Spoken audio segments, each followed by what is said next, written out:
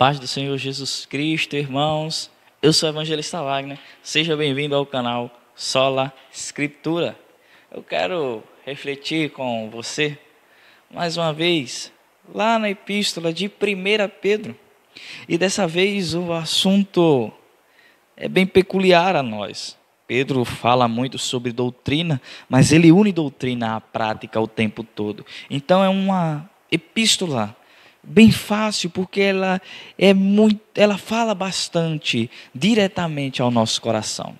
E bem, nós vivemos em uma época onde aqueles que se dizem crentes no Senhor Jesus Cristo, às vezes cometem certos erros que as pessoas olham para ele e dizem assim: se for para ser crente igual fulano ou fulana, eu não quero ser crente não. Bem, a Bíblia fala sobre isso.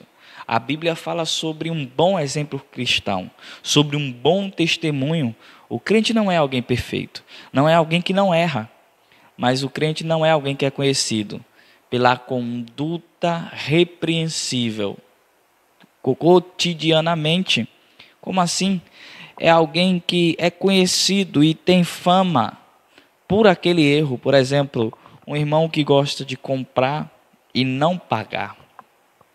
E quando ele precisa de alguém que o ajude nessa situação, ninguém quer vender a ele, porque sabe que ele vai comprar e não vai pagar. Essa é a conduta dele. As pessoas já conhecem essa conduta dele. E isso é incorreto. Isso não deve existir. Leamos o que a Bíblia diz, a primeira epístola de Pedro, capítulo 2, verso 11. Amados, peço a vocês, como peregrinos e forasteiros que são, que se abstenham das paixões carnais, que fazem guerra contra a alma, tendo conduta exemplar no meio dos gentios, para que quando eles os acusarem de malfeitores, observando as boas obras que vocês praticam, glorifiquem a Deus no dia da visitação. Os crentes na primeira época da igreja, nos primórdios da igreja, eles eram considerados malfeitores. Eles eram considerados como pessoas marginais da sociedade.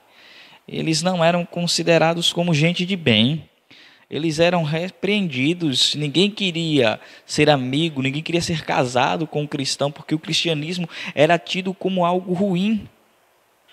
E a fama deles era de malfeitores.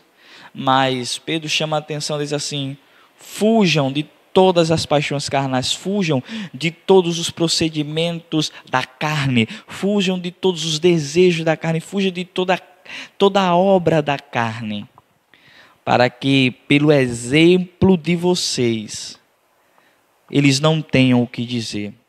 Eles não tenham o que dizer da vida de vocês, eles não tenham o que dizer do procedimento de vocês. Eles podem até dizer que vocês são malfeitores, mas se alguém perguntar, eles são malfeitores por quê? O que eles fizeram? E então eles emudeçam e não tenham o que dizer do vosso proceder, porque nessa terra nós somos peregrinos e forasteiros. Nessa terra nós devemos ter a certeza de que não é a nossa. Os olhos estão apontados para nós. Os dedos estão apontados para nós, os julgamentos estão apontados para nós, mas como crentes, nós devemos ter na nossa sociedade, no meio em que vivemos, em nossa vizinhança, em nossa realidade social, nós devemos ter um exemplo, uma vida a zelar. As pessoas têm que nos conhecer como crentes verdadeiros e não somente como alguém que vai na igreja alguns dias da semana. Que Deus nos ajude e nos abençoe a darmos um bom testemunho cristão, a darmos um bom exemplo cristão neste mundo, para que o mundo saiba que verdadeiramente somos servos do Senhor e não venhamos mais receber estas falas negativas que dizem assim: se for para ser crente igual tal pessoa, eu não quero ser crente nunca. O exemplo, ele fala muito mais do que os hinos que você canta e do que as palavras que você diz. Os seus vizinhos estão olhando você.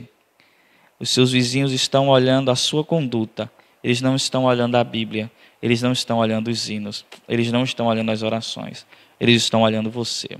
Então, que o seu exemplo seja realmente um exemplo cristão. Deus abençoe.